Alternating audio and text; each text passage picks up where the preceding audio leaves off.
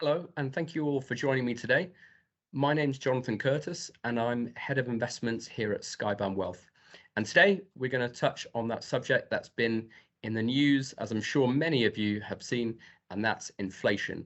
We're going to talk about what it is, what causes it, what inflation has been historically, where it's predicted to go from here, and how it can impact your wealth and your investments, and what you should be doing, if anything, about it.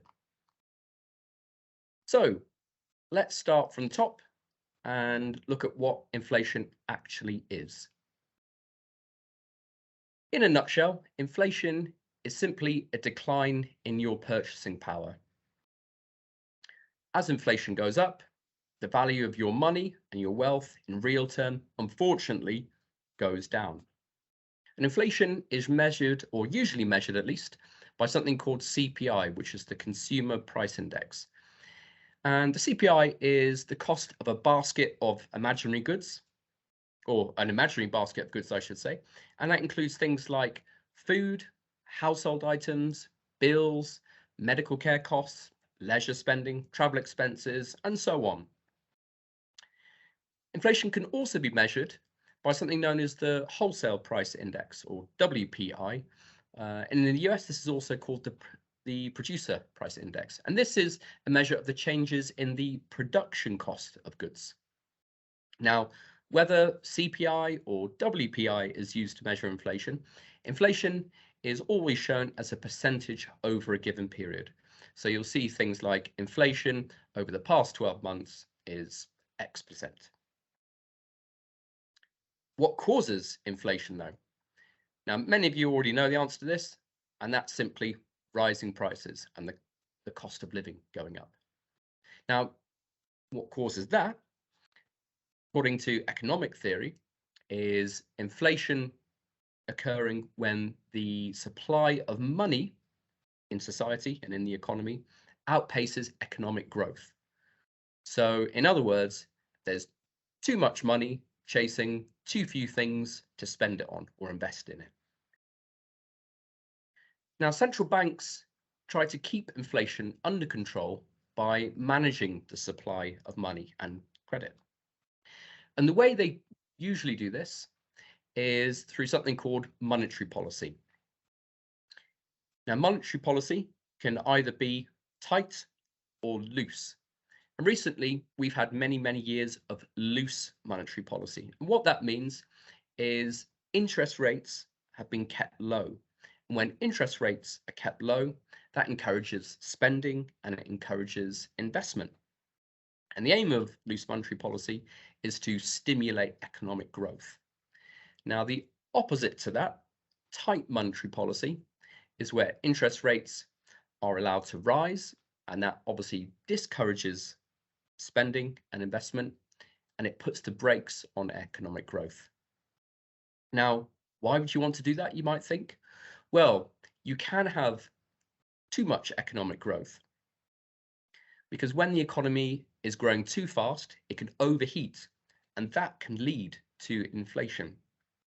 And so what the central banks look to do is to apply a bit of a Goldilocks approach. Not too much, not too little. Now, there are three types of inflation: demand pull, cost push, and built-in. And don't worry, I'm not going to go too much into detail, but just to give you a broad overview of the types of inflation, because there are many different ones. So demand pull is simply when demand exceeds supply, or the production of things. So again, you've got too much demand chasing an insufficient supply of whatever is being demanded. Cost push, on the other hand, is when production costs of goods increase. And this is usually due to an increase in the prices of the things that go into the production. So commodities, for example. And then finally, built-in inflation is where there's an automatic inflation that's assumed to occur. So for example, when prices rise, wages, for example, tend to rise too, so that people's expenditure can keep in line with the rising cost of living. Now, many people assume inflation is bad. Nothing good can come from inflation, but actually that's not true. Inflation isn't always bad. And central banks actually usually aim for at least a bit of inflation. And the reason they do this is to encourage spending and investment in the economy. The opposite of inflation, which is deflation, can actually be really, really bad for the economy. So deflation is where your money is going to be worth more in the future than it is now. And what that can do is it can mean that consumers hold off spending money now because they know in real terms they're going to be wealthier in the future. And it's the same with firms. If they know it's going to be cheaper to invest in the future, they'll hold off spending and investing now. And of course, if people spend less and firms invest less, that can be harmful for the economy. So again, inflation not necessarily bad, too much certainly can be, but we want this Goldilocks approach somewhere in the middle between too much and too little. Okay, that's that bit over.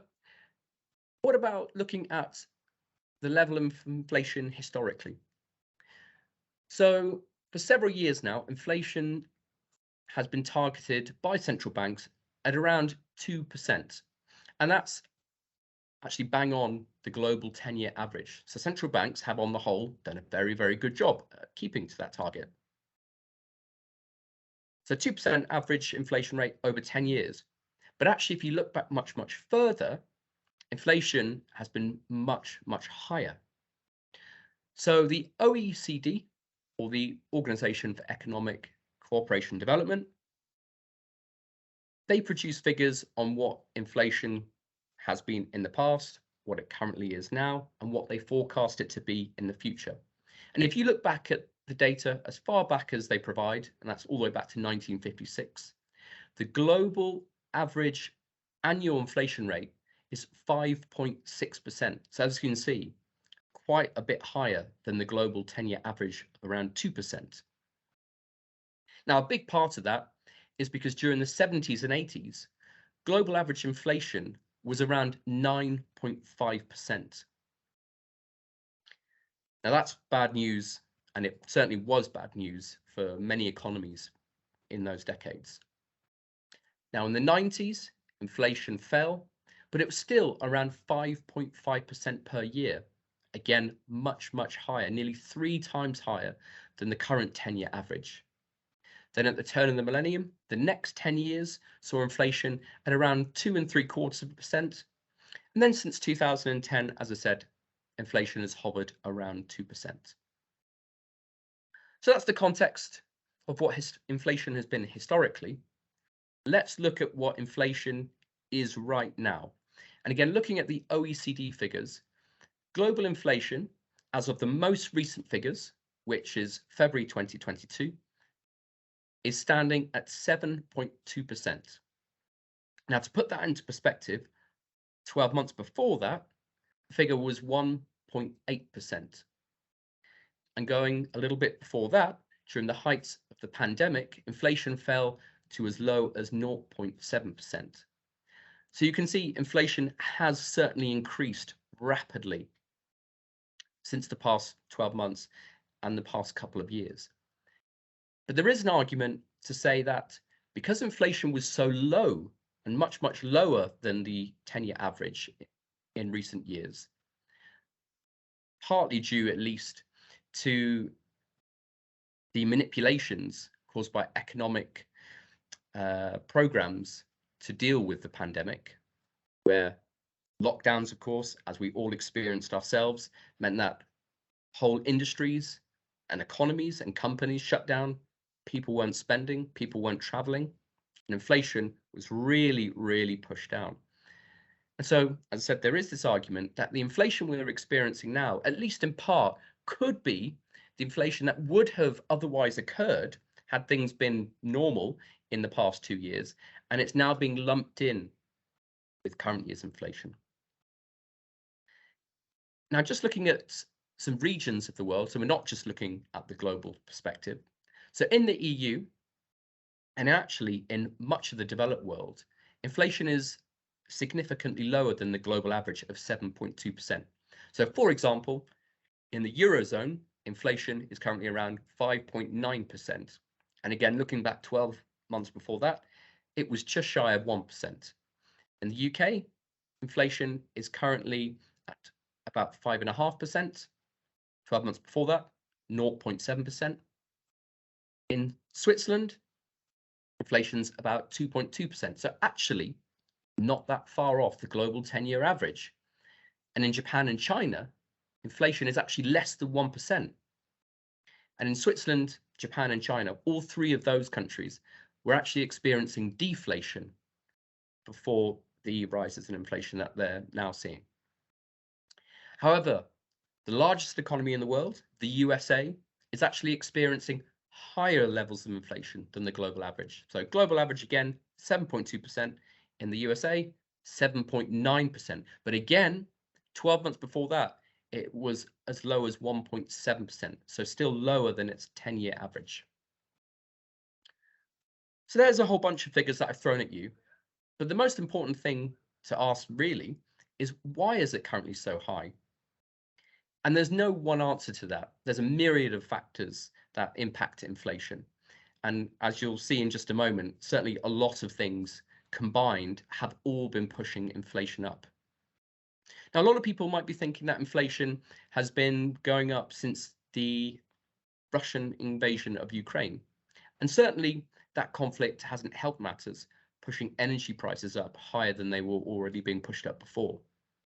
And energy itself is a big cause of the current levels of inflation.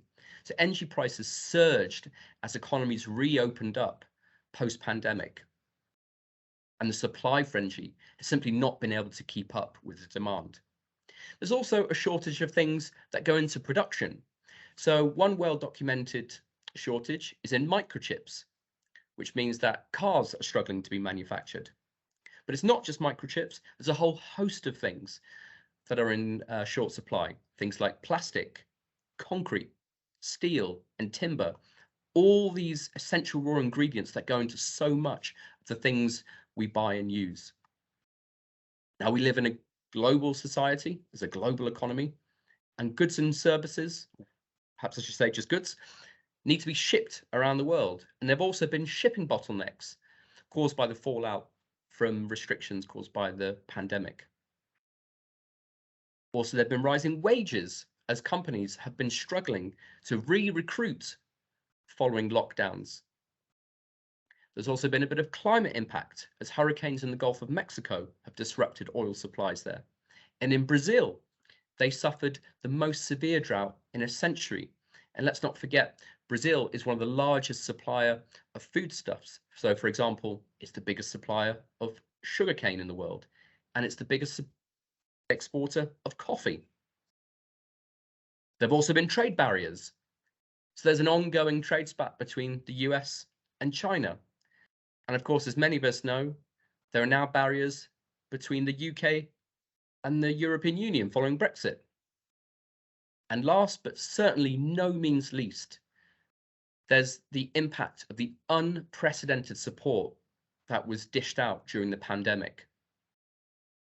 In the US alone, the pandemic rescue package amounted to around $5 trillion. So that's $5 trillion of new money into the US economy. And that means for every man, woman, and child, that amounted to around $15,000 per person. And as I mentioned before, whenever you get a surge or an increase of money into the economy, there can often be a shortage of things to spend it on. And certainly there's an argument that that is to a large extent happening right now. And that, along with all the other things that I've mentioned, is helping to push inflation up. Now, how does inflation actually impact your wealth, your money, and for those investors that are watching, your investments? Now, on the whole, inflation is quite rightly viewed as generally bad for your wealth and your money and your investments. And that's because it reduces the value of all of those things in real terms, particularly cash.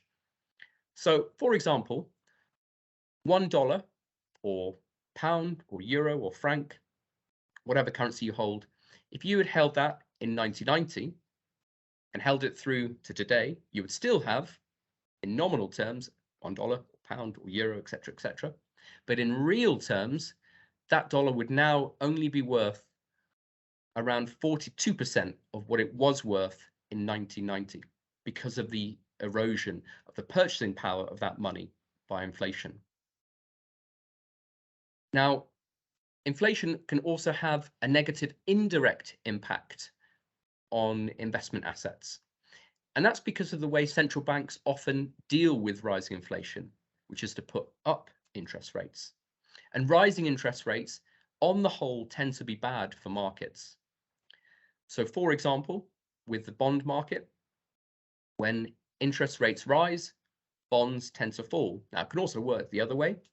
But if interest rates are on the rise, and many predict they certainly are, and that's the indication many central banks have been given, that could be bad news, at least for a little while, for bonds.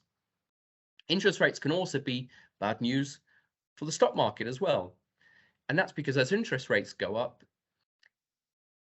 the cash flows of companies earned from the profits, when it's discounted back into today, is reduced. All the value of those cash flows are reduced. And that makes the companies less valuable. And that means the shares are less valuable. And that can mean that stock markets on the whole, when you add up the aggregate impact of all companies' shares, or at least a significant amount of their shares, that can push down the value of stock markets. Now, it's not all bad. Some investment assets can actually do really well from inflation, or at least provide a decent amount of protection. So property, for example, has quite often risen in line with inflation, or in some cases even risen faster than inflation, and so has grown in value in real terms. Commodities as well can often do really well with inflation. And in many cases, that's because commodities are actually a big driver, as we've seen with oil, for example, a big driver of inflation. Now, of course, most people don't own barrels of oil, but they might, for example, own some gold. And gold can do very well sometimes in periods of inflation.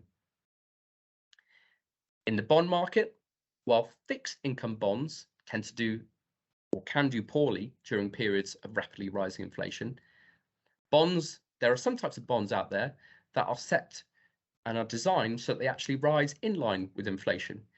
And these are known imaginatively as inflation-linked bonds, or in the US, they're known as Treasury Inflation Protected Securities, or TIPS. So as you can see, there are actually quite a number of things that can do well in a period of rising inflation. Now, although they're not seen as a natural hedge to inflation, equities, over the long term at least, can also do very, very well versus inflation. So in the short term, equities can be negatively impacted by rapidly rising inflation. But let's go back to that dollar in 1990. And let's imagine now it's $1,000, for example. So that $1,000, to keep in line with inflation from 1990 until today, would need to grow to $2,170 just to maintain its real value due to the erosion of inflation.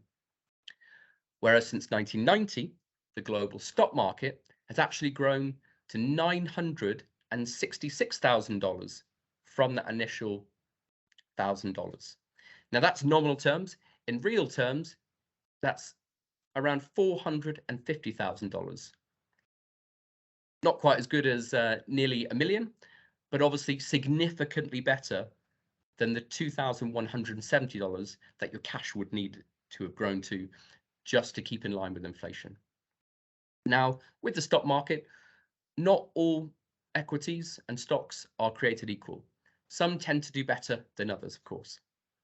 Now, the ones that tend to fare worse, or at least often suffer badly during periods of inflation, are so-called growth stocks. And these are the type of stocks that have been very, very popular in recent years because they perform very, very well. So growth stocks, for example, a lot of US tech companies. Now, the reason growth stocks can perform relatively badly during periods of inflation is, as they're a growth company, they are expected, or it's anticipated, for them to earn more of their money in the future.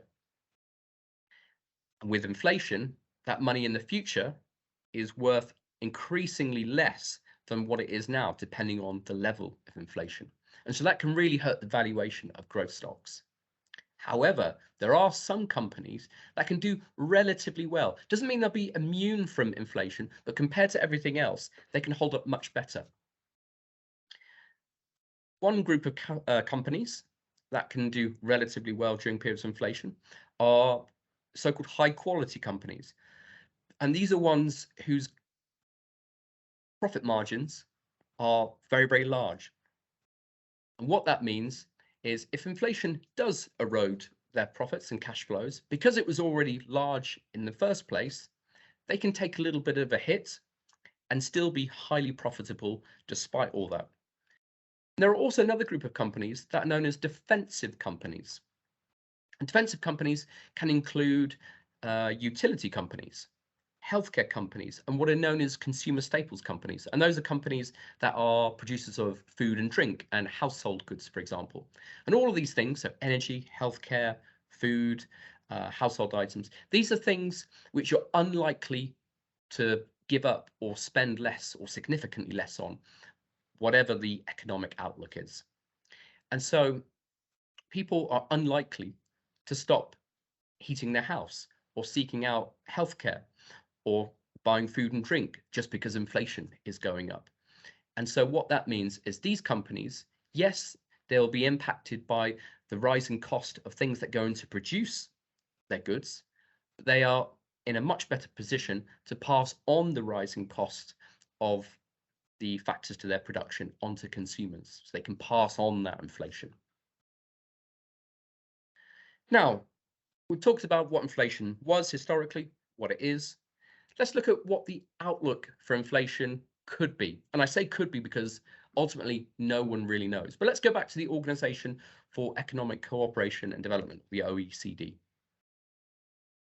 Now, its prediction for inflation in the next 12 months, so that's the first quarter of 2023, is for global inflation to be around 3.2%. And to remind you what it is currently, 7.2%, that means that's a fall by more than 50%.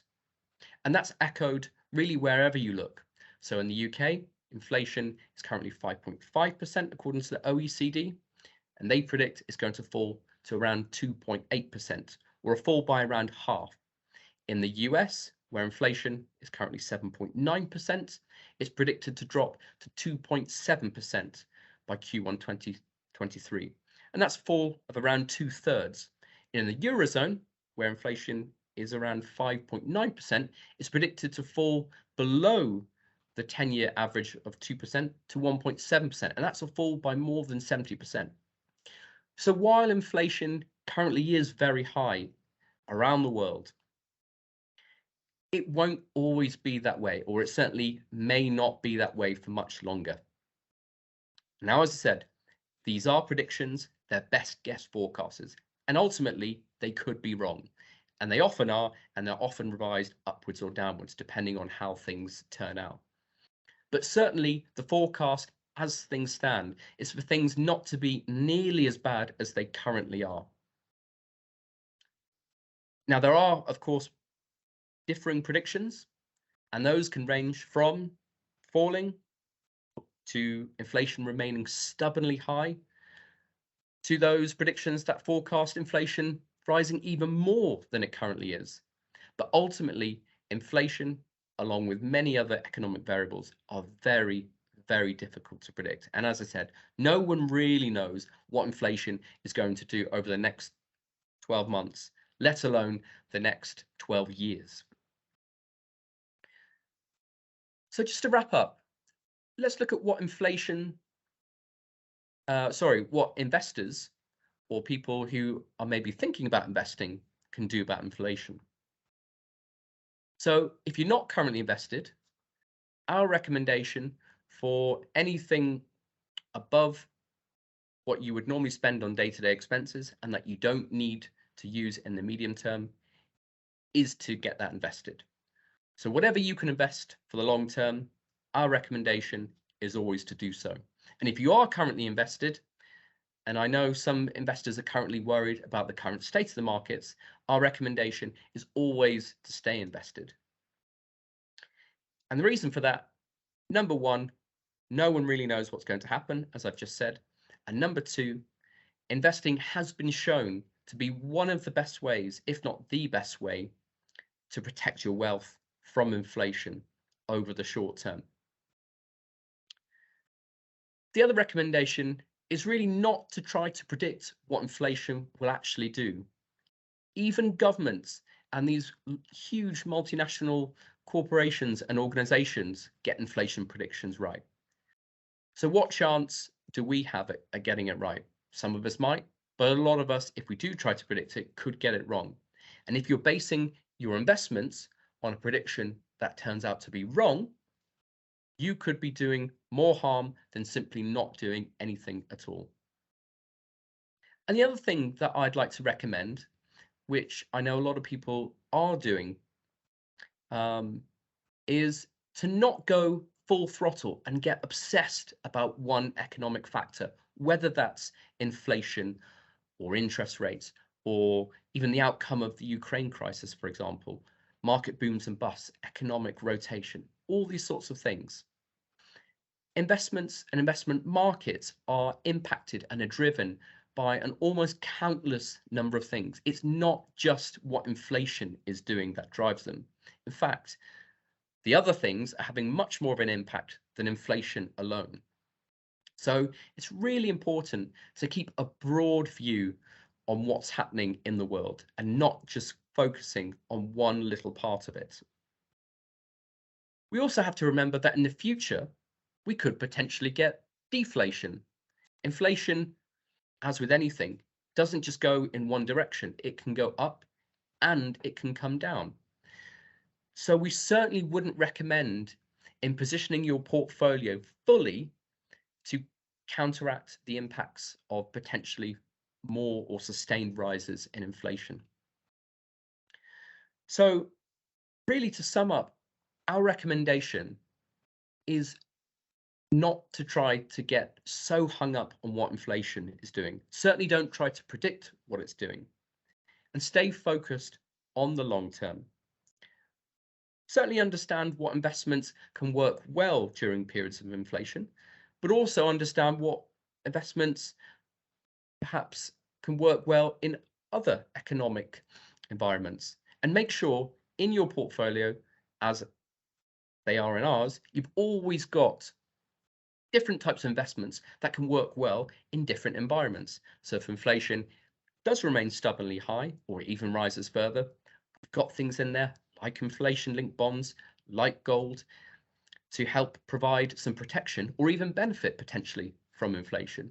But if the environment changes and inflation calms down, or we even get deflation, we've also got things within the portfolio, and we'd recommend you do too, to benefit or provide protection from those environments.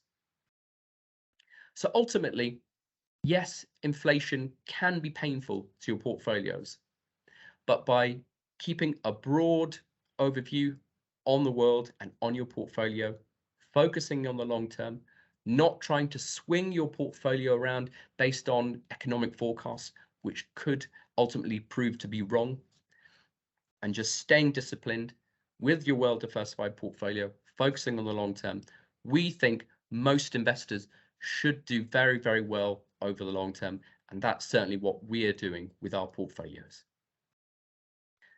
So that's the end of today's webinar. Thank you all for watching once again, and I hope to see you on the next one. Goodbye.